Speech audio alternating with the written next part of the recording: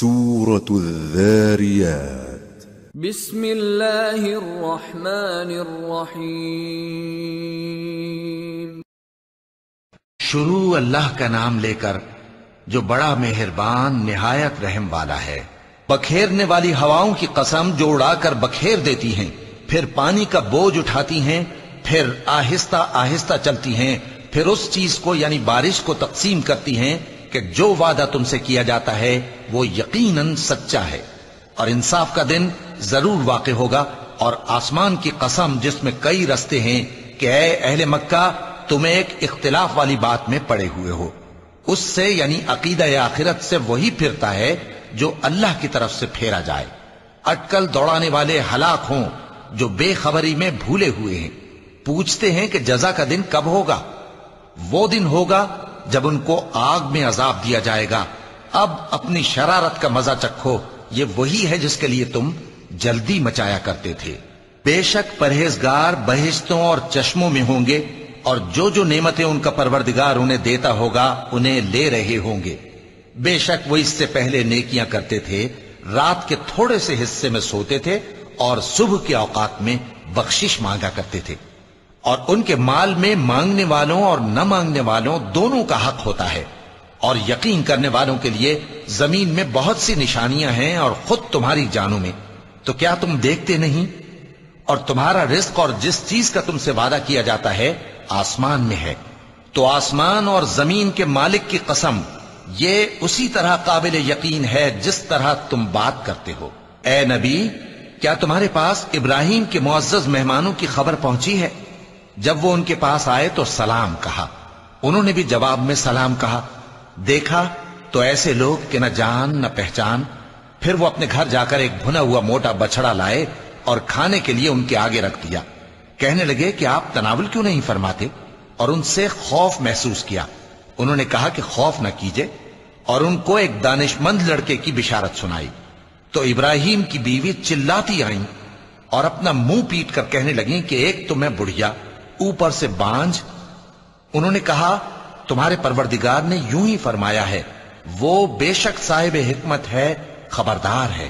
ابراہیم نے کہا کہ فرشتو، اب تمہارا اصل کام کیا ہے؟ انہوں نے کہا کہ ہم گناہگاروں کی طرف بھیجے گئے ہیں تاکہ ان پر گارے کی پتھریاں برسائیں جن پر حد سے بڑھ جانے والوں کے لیے تمہارے پروردگار کے ہاں سے نشان کر دیے گئے ہیں۔ پس وہاں جتنے مومن تھے ان کو ہم نے نکال لیا، پھر اس بستی میں ہم نے ایک گھر کے سوا مسلمانوں کا کوئی گھر نہ پایا۔ اور جو لوگ عذاب علیم سے ڈرتے ہیں ان کے لیے ہم نے وہاں نشانی چھوڑ دی۔ اور موسیٰ کے حال میں بھی نشانی ہے، جب ہم نے ان کو فرعون کی طرف کھلا ہوا معجزہ دے کر بھیجا تو اس نے اپنی قوت کے گھمنڈ پر منہ موڑ لیا اور کہنے لگا یہ تو جادوگر ہے یا دیوانہ۔ تو ہم نے اس کو اور اس کے لشکروں کو پکڑ لیا اور ان کو سمندر میں پھینک دیا، اور وہ کام ہی قابل ملامت کرتا تھا۔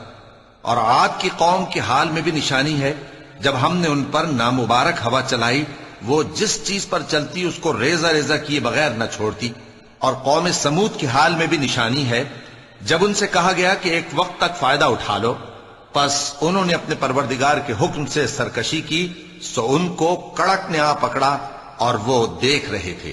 پھر وہ نہ تو کھڑے رہنے کی طاقت رکھتے تھے اور نہ مقابلہ کر سکتے تھے، اور اس سے پہلے ہم نوح کی قوم کو ہلاک کر چکے تھے۔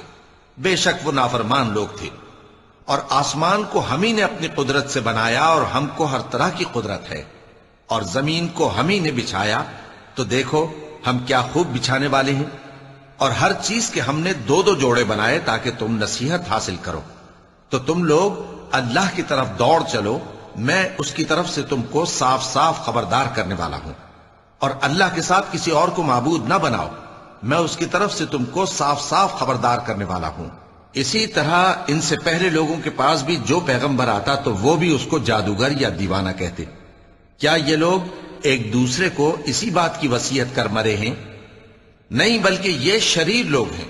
تو اے نبی ان سے منہ موڑ لو، تم کو ہماری طرف سے ملامت نہ ہوگی، اور نصیحت کرتے رہو کہ نصیحت مومنوں کو نفع دیتی ہے۔ اور میں نے جنوں اور انسانوں کو اسی لیے پیدا کیا ہے کہ وہ میری عبادت کریں۔ میں ان سے رزق تو نہیں مانگتا اور نہ یہ چاہتا ہوں کہ وہ مجھے کھانا کھلائیں۔ اللہ ہی تو سب کو رزق دینے والا ہے، زور آور ہے، مضبوط ہے۔ سو کچھ شک نہیں کہ ان ظالموں کے لیے بھی عذاب کی نوبت مقرر ہے، جس طرح ان کے ساتھیوں کی نوبت تھی۔ تو ان کو مجھ سے عذاب جلدی نہیں طلب کرنا چاہیے، پھر جس دن کا ان کافروں سے وعدہ کیا جاتا ہے اس سے ان کے لیے خرابی ہے۔ صدق اللہ العظیم۔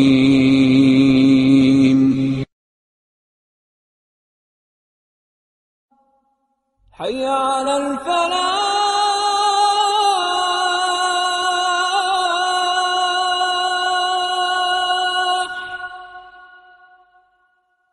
حی علی الفلاح۔